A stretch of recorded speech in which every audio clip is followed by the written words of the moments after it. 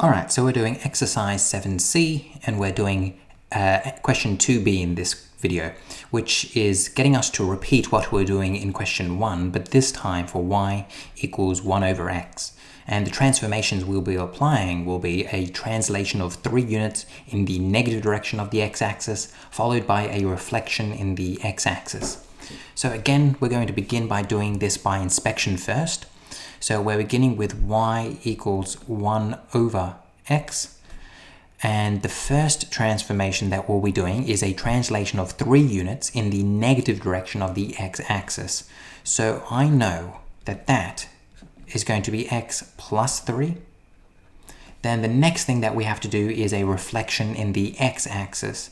Now, when we reflect in the x-axis, what that means is I'm just going to have a negative out the front. So I can just put it up there on my 1, just like that. So that is just by inspection. Notice that I didn't really give you a mathematical basis for what I did. It's just that the more times you see these types of questions, the better you'll be able to do it just off the top of your head.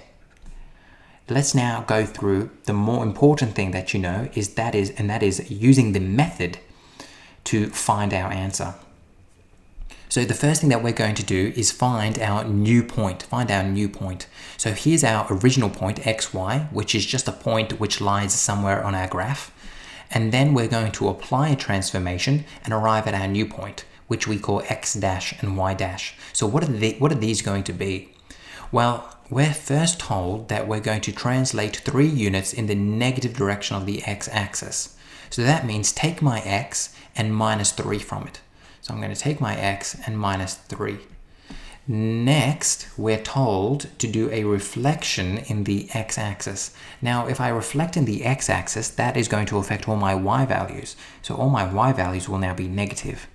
So now this is the scenario that we have. This is my x dash and this is my y dash. So let me write that out. My x dash is going to be x minus 3 and my y dash is going to be negative y. So that's my first step. The first step of our process is finding what my x dash and y dash will be. Next step is rearranging. So I don't want these to be in x dash equals and y dash equals. What I want is x equals and y equals. So I'm just going to do some simple rearranging. For this, I'll plus 3 to both sides. So I'll get x dash plus 3 equals x. And on this side, I'll divide both sides by negative 1 to get negative y dash equals y. So that means on this side, I'll get that, and this side, I'll get this. Perfect. Now that I have this, so let me just stop here for a second. So in step 1, what we did is we found x dash and y dash. Nice and easy. In step 2, we rearranged so that this was now x equals and y equals. So it's really quite easy to remember. First step, find x dash and y dash. Next step, find what x equals and y equals. And then in the third step, we're simply going to be replacing our x and y.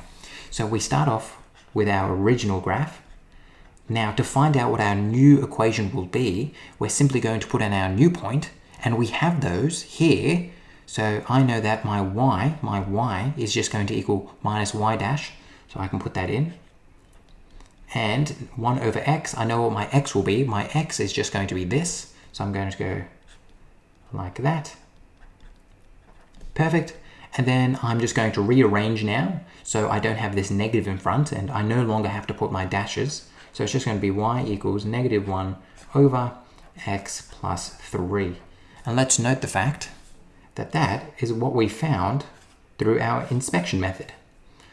So hopefully this video was useful to you, and I stress once again how important it is that you know how to use this method right here, by the method. How can you use this? That's very important. Hopefully this was helpful.